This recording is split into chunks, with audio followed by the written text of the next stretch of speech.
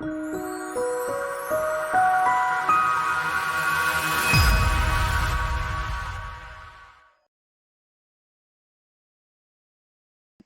afternoon, everybody, and welcome to the first public sector event of the year. I'm really delighted to welcome Reynold Leming, who many of you will know as our beloved former chair of the IRMS and who is now heavily involved in the executive. And today that Ren's going to talk to us about data reduction programs. But just before I hand over to Ren, just a couple of housekeeping things. We are recording this session and we will be producing the slides afterwards. Can we, when we answer can you please put your questions in the chat, and I will read the questions out to Ren at the end of the session, and we will avoid using people's names so that we don't fall foul of any GDPR issues. You're more than welcome to use the chat to ask questions and ask questions of one another. But as always, if we can keep the chat constructive and helpful, that would be brilliant. So without further ado, I am now going to hand over to Ren to take us through the next hour. Elizabeth, many thanks. Good afternoon, everyone. Hello. Hope everyone's doing well. And thank you for attending. I'm just going to try and share the slides, and once that works okay, we'll be there. So the first question is, can everyone see my slides? Elizabeth, can you see the slides? Yes, I can see your slides, yes, and there's lots of people. Thanks very much, everyone. I get a slide view now, so I won't be able to, unfortunately, see anything, including the chat, till afterwards. But I'm going to end in plenty of time so that we can have discussion, so that we can have questions answered. So I'm talking today about data reduction strategy, looking at why this is a good idea and some of the things we can do to go about it. And we'll be looking at reducing the size of a current data estate, but also talking as well about constraining future growth of the data estate as well.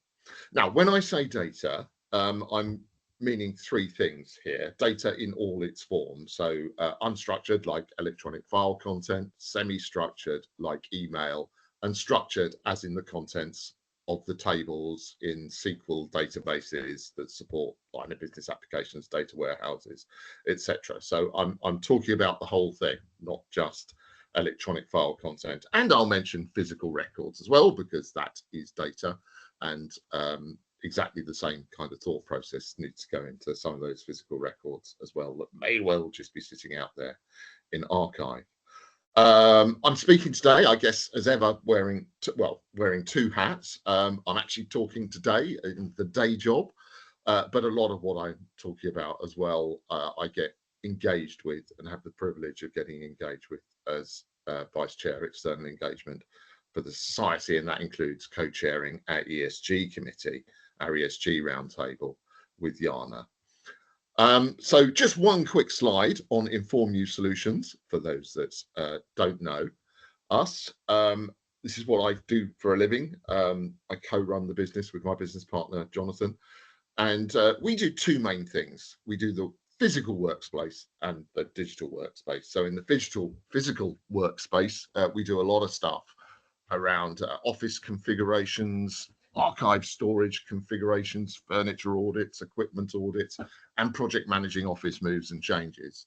On the digital side, lots to do with data governance and records management, be that consultancy, be that information audits, etc. And threading through the two increasingly is ESG. We want to ensure that whatever we do in the physical side and the digital side is always sustainable, and we help people more broadly on their ESG journeys, including things like B Corp accreditation as well. And that is enough of Informu.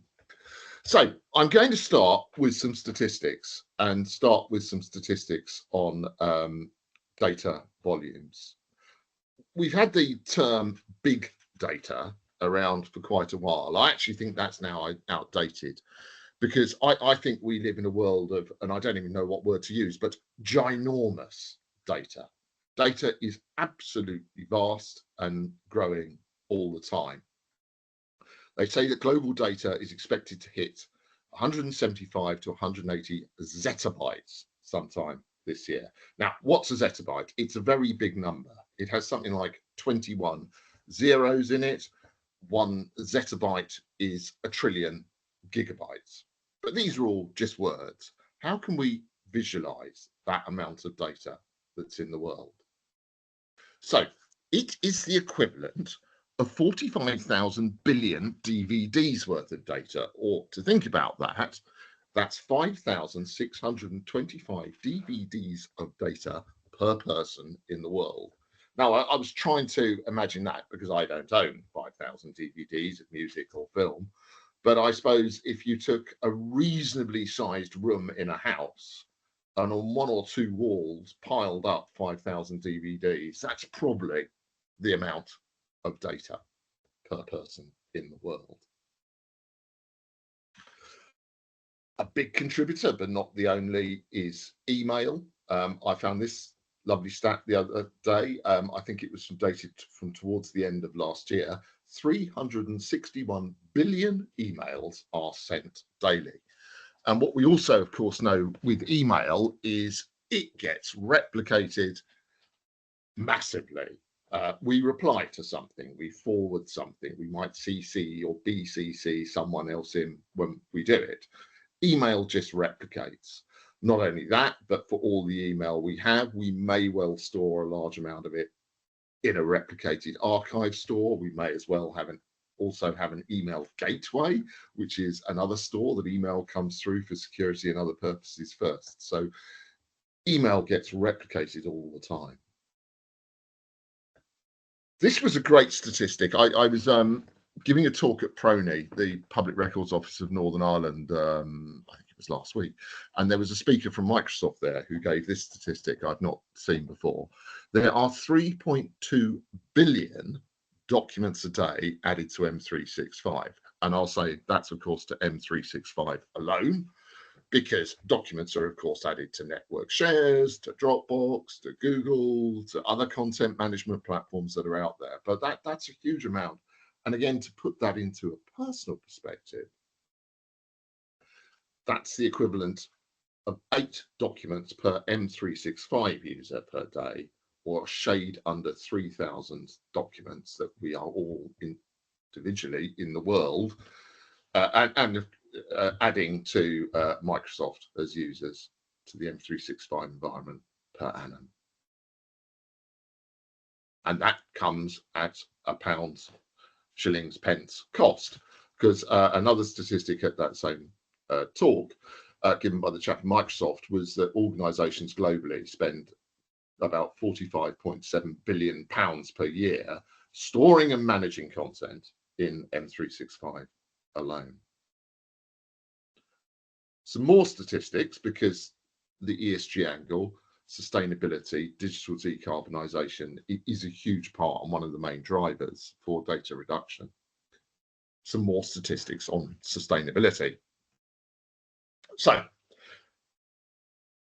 computing, and therefore the volume of data that requires that computing, uses a huge amount of electricity. The UK National Energy System Operator, what used to be National Grid, state that by 2030 data centres will account for nearly 6% of this country's total electricity consumption. I know that other countries are worried about it. I read recently that the government in Dublin, and now Ireland, obviously a huge home to many data centres, is so worried they're in negotiations to see if they can actually sort of reduce the number of new data centre builds going on.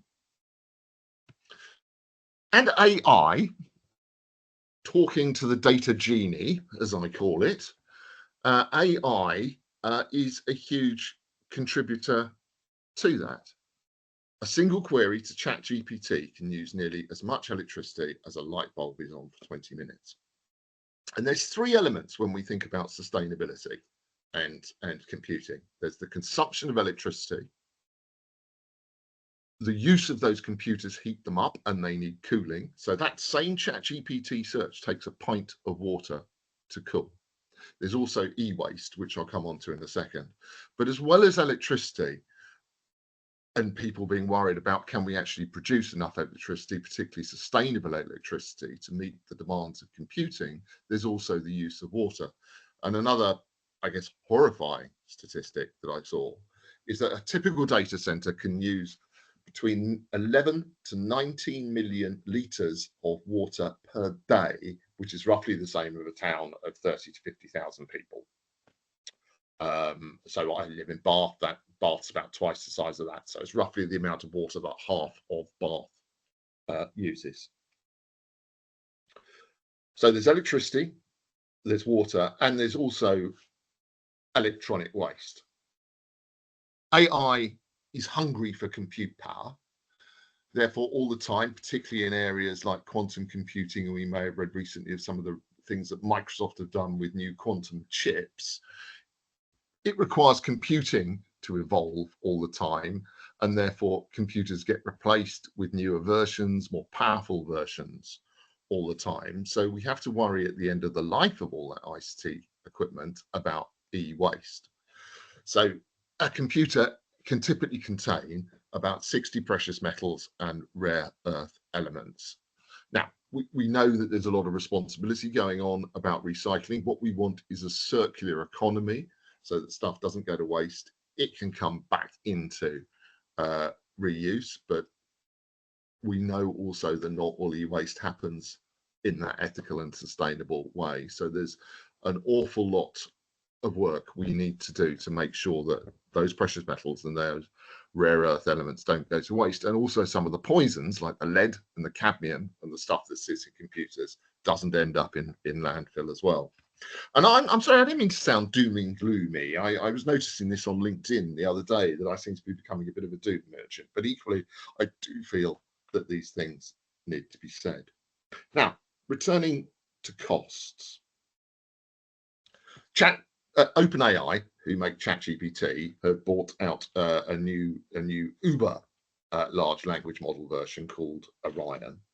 And I read somewhere that a single query on their most advanced models, such as this, can cost them up to $1,000 in compute power alone. So all the big infrastructure providers that we're looking at, who do all this computing, the Amazons, the Microsofts, the Googles, the others, it's costing them a lot of money.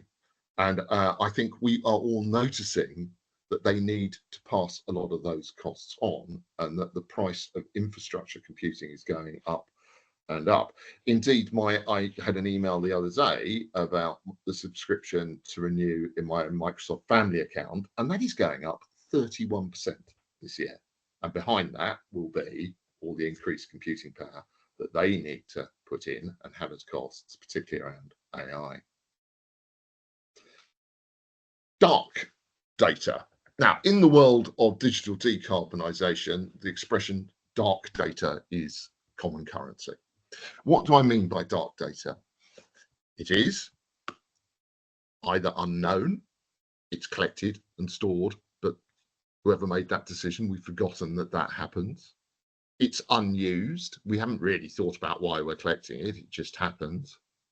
And it might be unwanted. There is no purpose to that, or dark data, it's either not used or it's used just once, but for whatever reason we still retain it after it's processed once for whatever analytical purposes. And addressing dark data, identifying and addressing dark data, is a huge part of any data reduction strategy. Now, it's particularly machine generated. So if we think of any organization that has a lot of equipment, sensors, or is involved in the Internet of Things or anything similar, data's been collected all the time. One of the biggest contributors to the sheer size of data actually is the healthcare industry.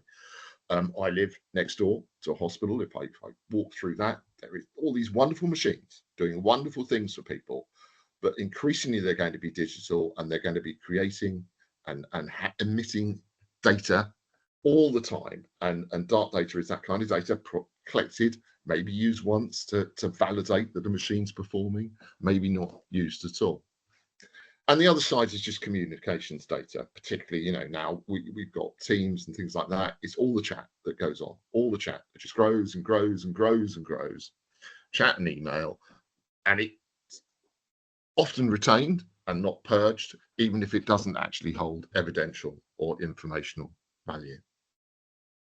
And looking at the statistics for that, you can read that up to 55% of any of the data that an organization holds is dark.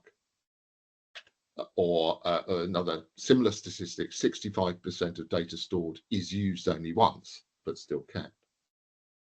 Digital decarbonisation, there, by the way, is the website run by Tom and Ian, the professors at Loughborough University, who we've had the privilege to speak on a number of our events. And in part, this isn't just about getting rid of data for the sake of it. A huge part of this is about saying, let's understand our data. Let's make a decision about whether we need to keep it. Let's not keep it if we don't have to. But if we do, let's leverage it. And IDC had a stat that 68% of the data available to businesses goes unleveraged. So there's two sides to this coin. Last slide of statistics, and this one on a similar problem to dark data, which is shadow IT. Now, shadow IT means the apps in use that have just been acquired and are used on a day-to-day basis by staff, but haven't gone through formal IT or other provisioning processes. So it is unlikely, therefore, that there any security due diligence or privacy impact assessment due diligence has been done on them, and therefore potentially they could be very dangerous. So a few stats to sort of hammer this message home a bit. Gartner reckoned that 75% of us in our day jobs will be deploying shadow IT by the end of 2027. Now, the reasons for this are quite easy, I guess, to understand. I've come into a new job. In my previous job, I used an app for, I don't know, project management or analytical purpose. It was really useful. So I'm going to have that here, either because it's free or because it's within the spending limits that I'm allowed on my spending authority. So I'm going to use it because it is really useful, and I'm just going to set it up and use it. And what was a quote I read the other day around the dangers of shadow IT? It's easier to seek forgiveness than to seek permission. So we don't really want to do anything wrong, but we're just in a hurry and we want to get on, and we think this tool will be fabulous, so it just gets bought and used. And I've read a stat that up to 56% of the applications in any organizations are shadow IT of this nature.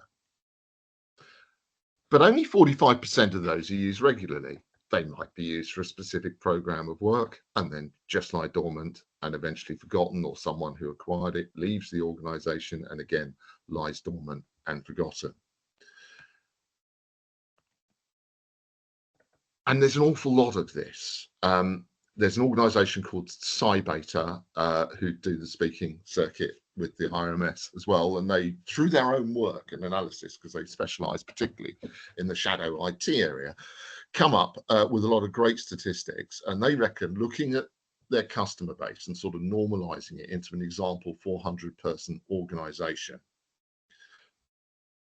every person has, what's the maths here, approximately 40 accounts. So that 400-person company, there's 8,188 app accounts and identities sitting out there. So each person has, and a vast proportion of that, or a large proportion of that, as we see from the previous stats, may well be shadow IT.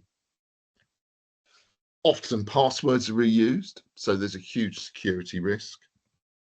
And a number of those accounts, according to Cybeta, have incredibly invasive permissions. They're dangerous things. But from the data reduction perspective, it's not only shadow IT, it stores shadow data. Is this a duplication of data that actually sits in the approved corporate systems of record, and therefore is unnecessary, because what's being done with it could be done in an approved system, or that approved system adapted to do it? If it being shadow IT just drops off the radar, is that data that's still sitting somewhere that may still be paid for, but we've lost track and lost sight of what we had it for and why it's there, and it's past any kind of useful retention period. So this is sort of all setting the scene for what we want to do with data reduction. So the objectives, and I'll move through this fairly fast because they're all hopefully relatively well known and on our radar already. But number one is to focus on data value. It's to understand our data, identify that which is valuable to us, and address in data reduction that which is not. It's of course about saving money. And as I mentioned earlier, we are all seeing infrastructure costs go up and up. Now, there's a lot more capability, of course, that vendors are providing to us, particularly around AI, but that's at a cost to them and therefore a charge to us. And particularly where we have contracts where it's volume of data related, we want to be able to save money or at least constrain the rising costs. It's about reducing security risks. Quite often in this world of continuous data breaches, one happening in the world probably every few seconds, data stolen, data ransomed, it's about saying we have less of a risk of someone getting hold of that if it's data that shouldn't still be held in the first place. It's about reducing privacy risks, and obviously I know many colleagues here wear things like the DPO hat. We don't want to keep the data containing personal data that we no longer need because it's become unlawful in the way that we process it. It's about improving efficiency. We want to be able to see the wood from the trees. There is just so much data, so many electronic files that it clutters up. Even when we do a search, so much is returned that we can be much more effective and efficient and productive if we work on more relevant, more meaningful, more valuable, more constrained data sets. And last but not least, hugely important is reducing the carbon footprint that we have. And I had an interesting conversation with someone yesterday, because this is both about, what should we say, our direct and our indirect carbon footprint. There's the direct carbon footprint where it's on infrastructure that we have in-house, on-premise, we own, we maintain, but it's also indirect. If I put it into Microsoft 365 online, you can go into a debate, I suppose, about whose carbon footprint it is, but to me, it's still an indirect contribution. Even if I don't own those computers, I'm still paying for the service to the world.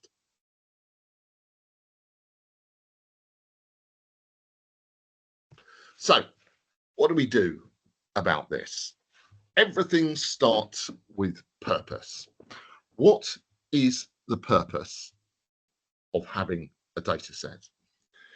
Data reduction, data constraint, it's about undertaking an audit and creating an inventory of our data assets and then looking at them from the perspective of how well they serve us. So looking at every data asset that we have. Now, what do I mean by that? It's the same as when you think about information audits or populating information asset registers. You're not going to the level of granularity of every single electronic file of every data item stored in systems. It's about what are the big collections that serve the same purpose and have the same characteristics. So that could be the contents of an entire system, or it could be the contents of the major modules of an ERP solution or a specifically purposed data warehouse. We create the inventory and then we understand what data is held and why. And this starts with defining, and here's a sort of screenshot I've put, defining a taxonomy, if you will, of purposes, and a data set may have one or more purposes, and fundamentally saying, what is the purpose for holding this? And straight away, of course, you can identify the data for which there is no obvious purpose and has just become collected because of the mechanics of it being produced by a machine or something like that. And then we say, what is the value? What is this worth to us and our stakeholders and to the people we serve? What is the value in terms of it evidencing our inputs and our outputs? What is the informational value? in terms of us being able to use it for decision making or perform analytics? What is the potential heritage value, the enduring historical value of this data? And value then that against what potentially is the liability. What are the potential harms this might cause to us as an organisation, or to different categories of persons if it's containing personal data? What are the risks in terms of privacy, in terms of cybersecurity, in terms of data quality? And we can determine for each data set what I call the data deal. Does the benefits and value of this information outweigh the harms and risks? And again, you can come up with a vocabulary around the data deal. But if it does, we can make decisions about how best to look after it and care for it. And if it doesn't, we can say, is this an early and priority candidate for data reduction?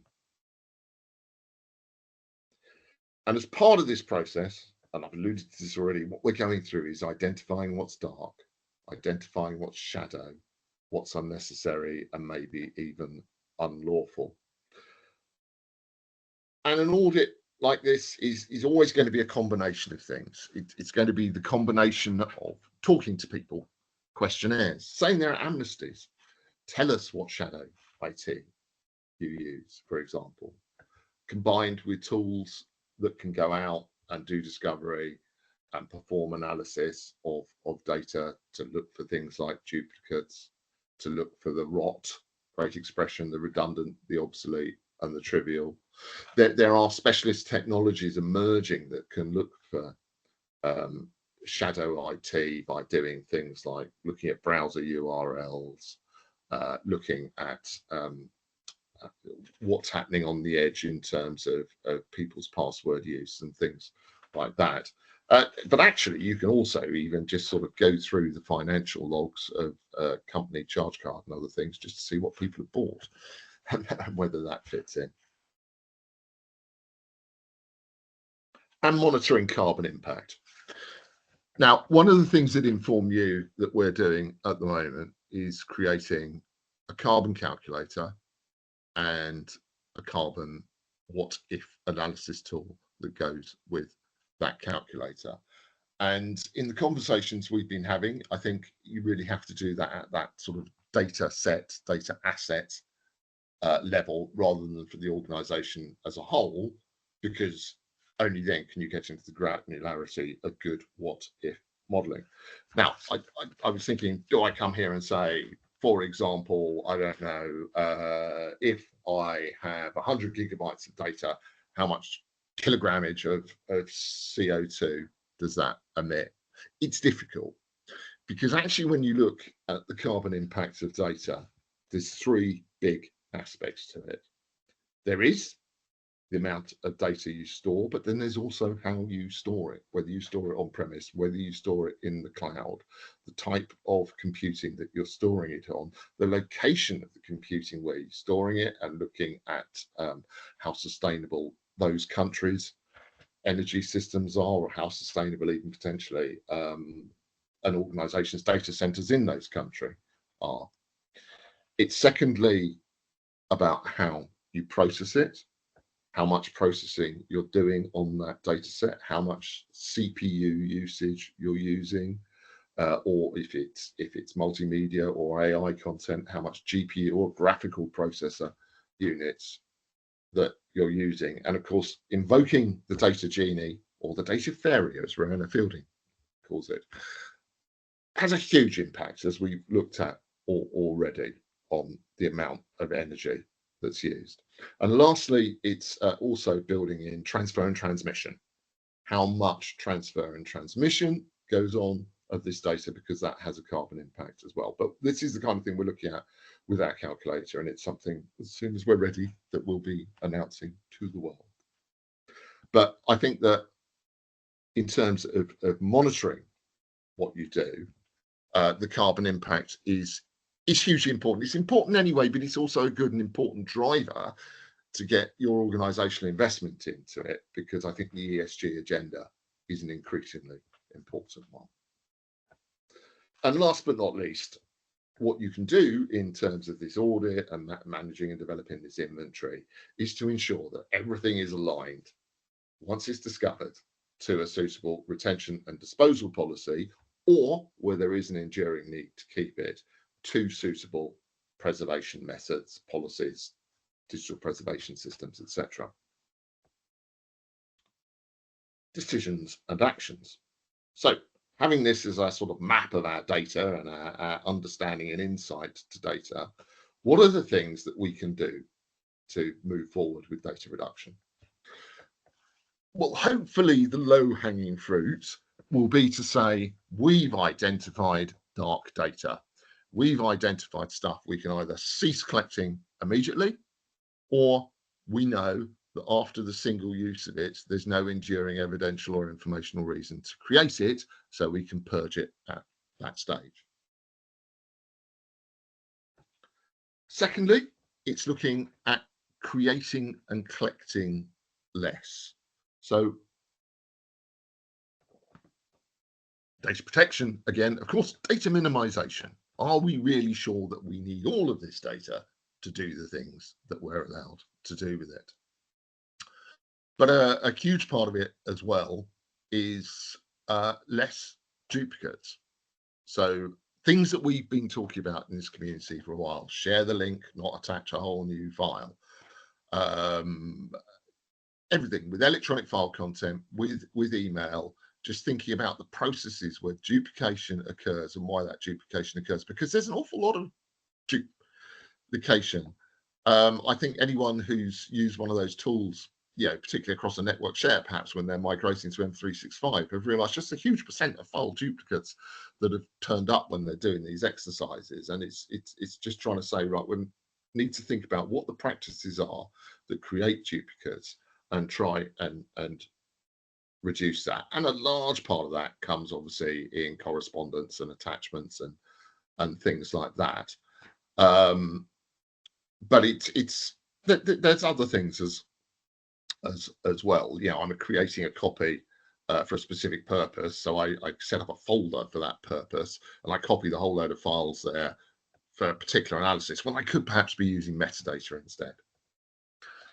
And another thing to create less data is to curate what I call AI dabbling. Now, AI, I'm not a Luddite. AI is hugely important, be that large language models or more complex machine learning embedded into core line of business applications. But it's trying to just think, because all of that now data, ChatGPT, a Copilot data, prompts and answers, it gets stored somewhere. It's trying to say, again, what is the defined business purpose that we know that we're using AI for, so we're not over using it, as well as using it in a responsible and ethical manner. And that is why we are seeing increasingly a drive to establish AI governance, and a hugely important part of that is AI literacy.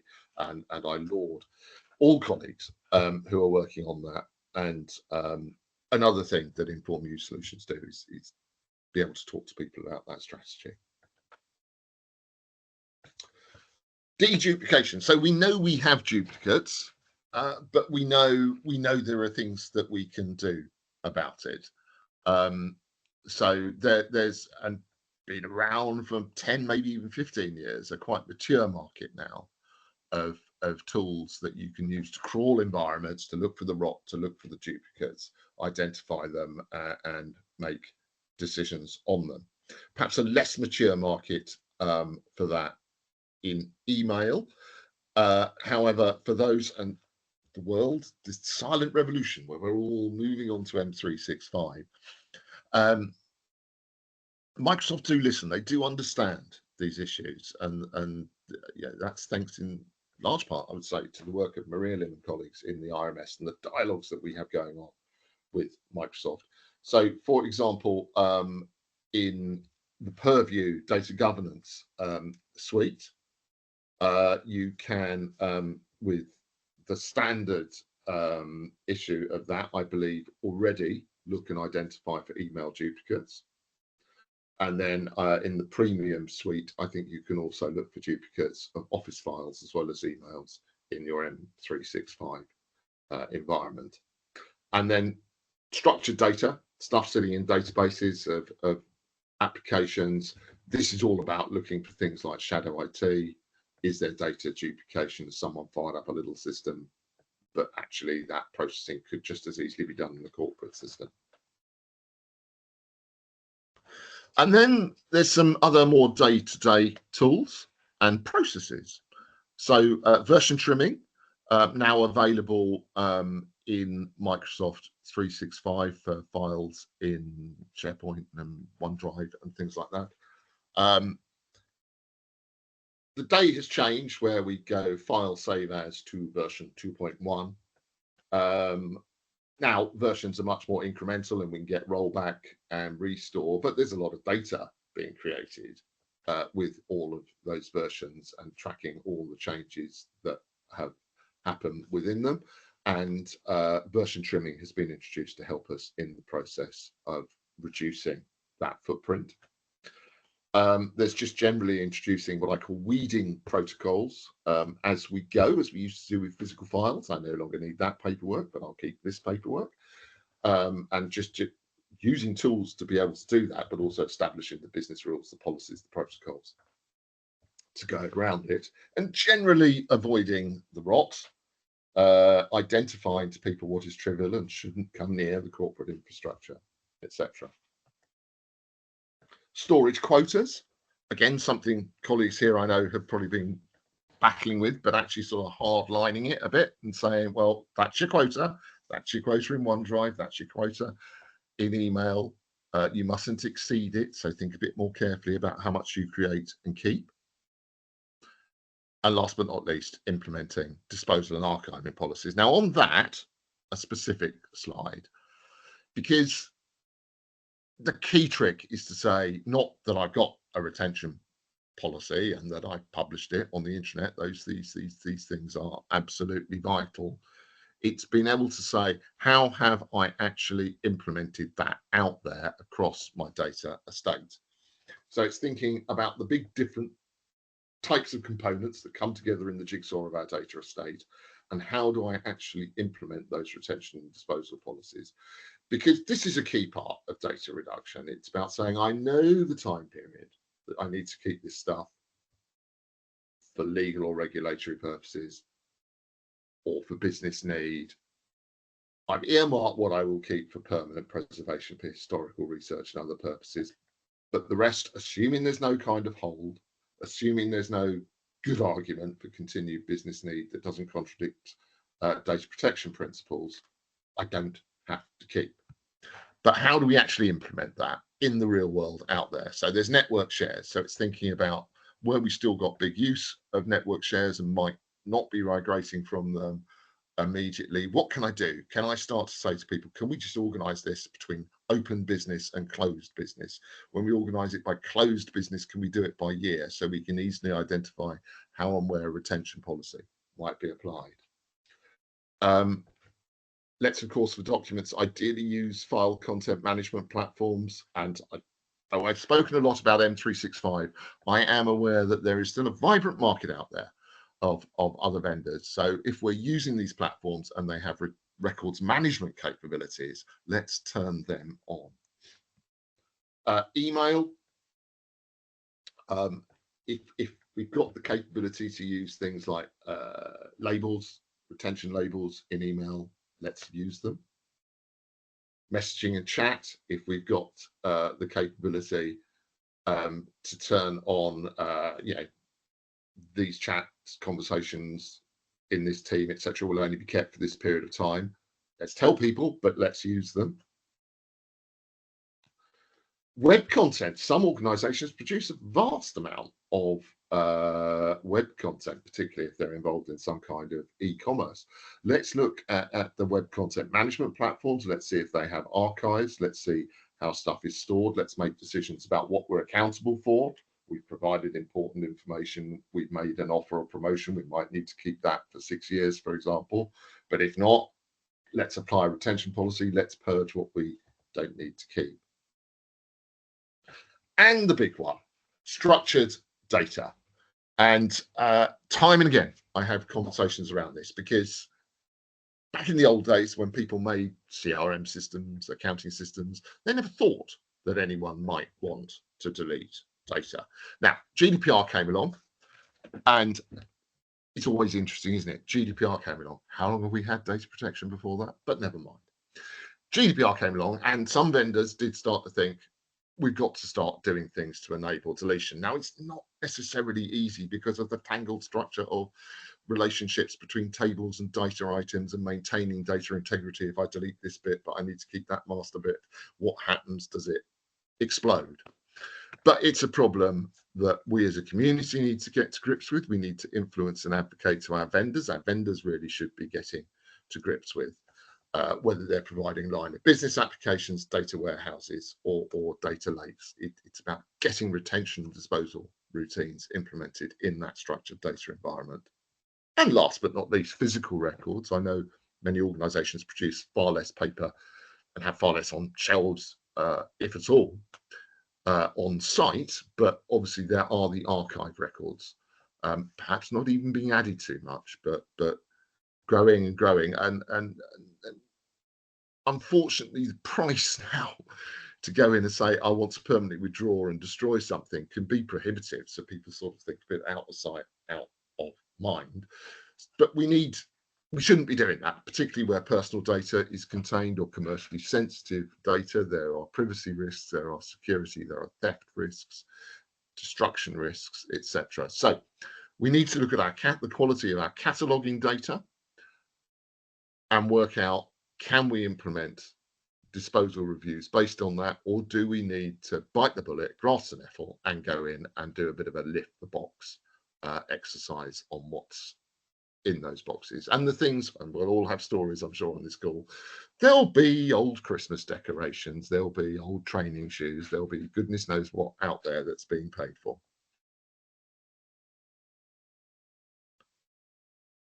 Last slide, talking about data reduction, looking at how storage works and storage efficiency is a technical side to this coin. Obviously, if compression techniques can be applied, they should be. If less actively used storage, this goes way back to jukeboxes, for those of us old enough to remember those. You can say I'm archiving to a further away tiered bit of storage where it's cheaper to run, what's less used.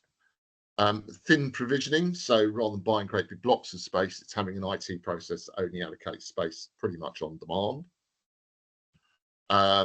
Backups. Huge amounts of data gets stored in backups, and of course we need backups, but it's looking at how backup works, and if possible introducing a snapshotting approach, so it's incrementally building a backup based just on snapshots of what has changed since the last snapshot was taken. And then storage virtualization, which is basically saying, rather than have lots of pools of storage, I'm going to bring it all together into one big pool and then allocate it according to the resources that are needed. So oh gosh, we have nearly 15 minutes for questions. Sorry, if I cantered a bit through that, awful lot to cover, but here and now, thank you ever so much for listening. I'm going to stop sharing and return to see you all. So there is just the one question in the chat at the moment. Regarding the 75% deploying shadow ICT, does that stat also include use of shadow AI? That stat, I'm not actually, well, the answer is for that specific stat, I don't know. But what a great question, because shadow AI. Now, what do we mean by that? That means I'm going off and I'm using Gemini or Copilot or Claude or Meta or whatever out there just in my browser, and I'm putting stuff in it, and before I know it, I've put something commercially sensitive in it as well. Shadow AI is a huge risk. But sorry, I don't know the answer to the question if shadow IT. If not, it should. I think though shadow IT more there is like it's an app you set up using a work account, and you may well have paid for, whereas of course you can just open, or you might have used your personal account to log into ChatGPT on the web.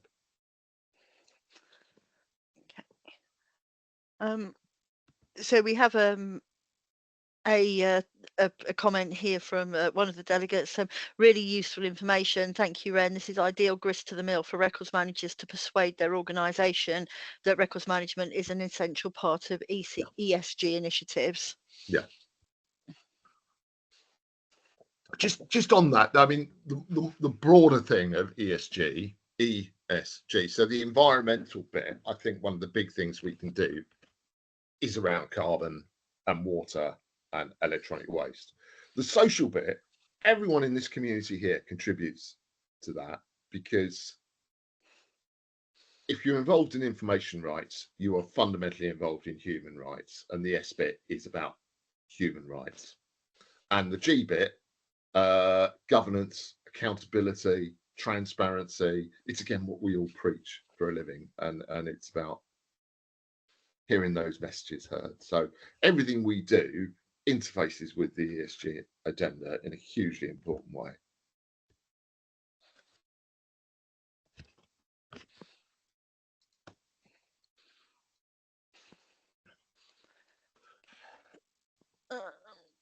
So we have another comment question.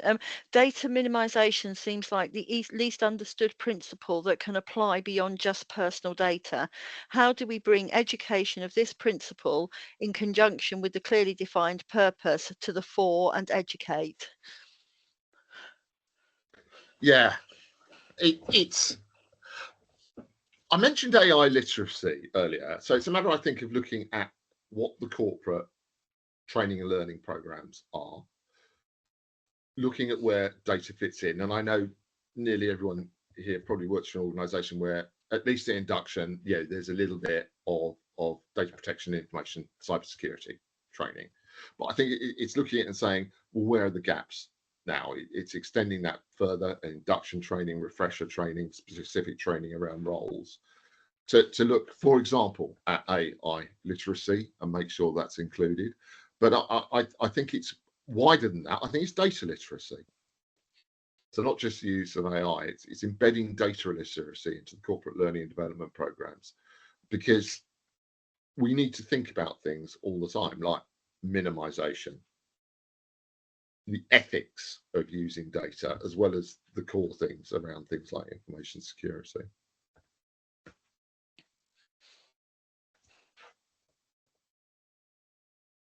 Okay. Thank you, Ren. Does anyone have any other questions? If you could pop them in the chat. We do have the meeting set up so that delegates can't use their microphones simply because there are so many people on the call. But if you have any more questions, please do put them in the chat. Would you like to move on to mention membership now, Ren? I am delighted. No, one more. Yeah. Oh, is there a certificate? We don't usually do certificates. I will talk to the group's director who is on the call, but I will talk to her off paste and see if we can do that. If you could send me an email, because obviously we don't access the membership list of the people who've attended unless we absolutely have to. So if you could just drop me an email, I'll just put my email in the chat, and then we'll see what we can do.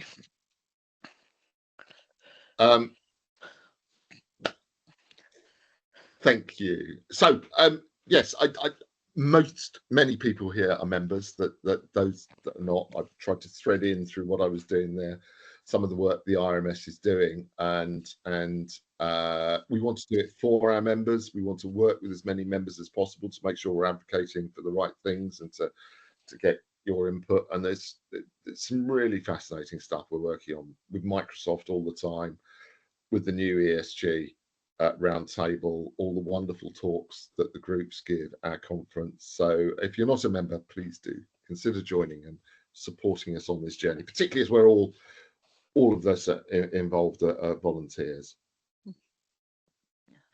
Thank you, Ren.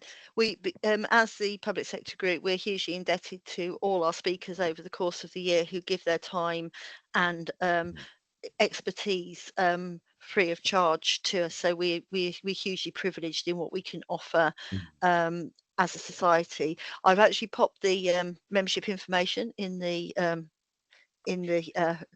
chat, and if you think if you feel that you would like to join, yes, as Ren said, please do. It's a very reasonable membership for everything that you get through the society, so we would strongly recommend it. You could say we're biased, but we would strongly recommend it. I think we just got an Eleanor. Eleanor. Yeah, going through can take a lot of time. No, you're absolutely right. There is a whole market of tools out there that can look at things like duplication, but as with everything, human oversight is always needed, particularly in some of the decision making. So it's about picking perhaps the right time. So for example, if there is a big migration of electronic file content coming up, that's the time to do it, to try and say, I'm going to lift and shift, not the problem, but a cleaner, reduced data set, and see if, as part of that migration, I can leverage capabilities of the tools available to help me identify things like the rot and duplicates.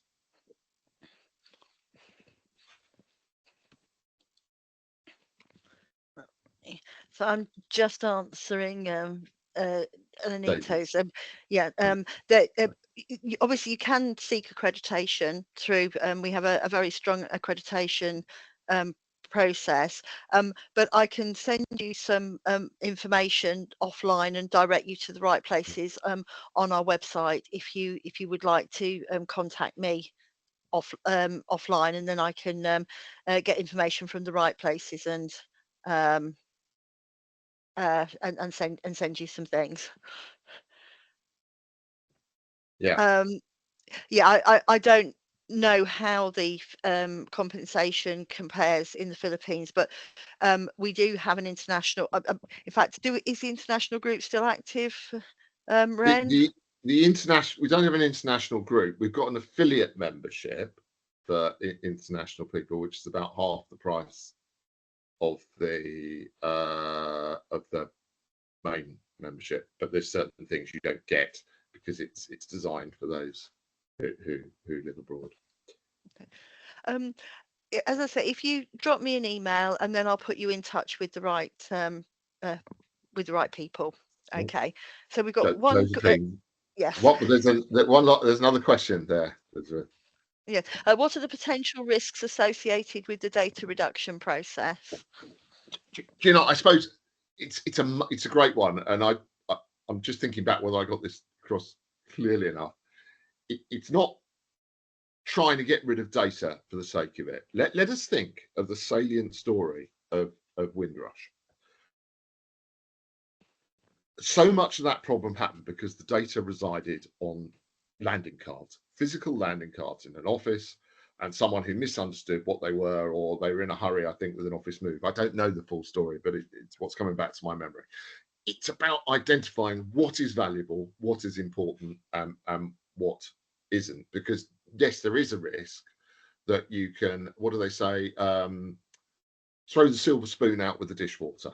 You don't want to be doing that. So it's coming in and saying, yes, it is about reducing constraining data, but that isn't the only objective. The objective is also about identifying and leveraging and protecting what is valuable.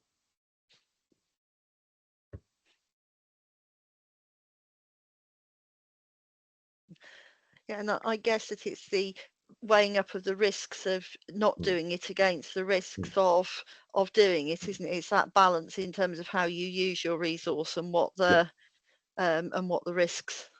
risks are.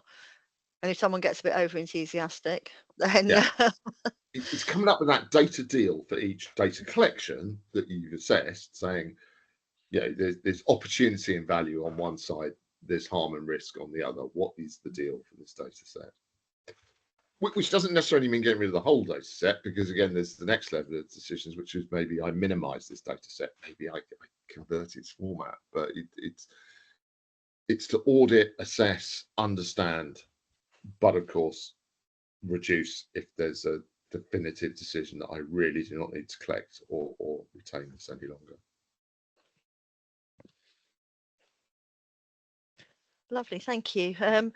Has anyone got any other questions that they would like to ask?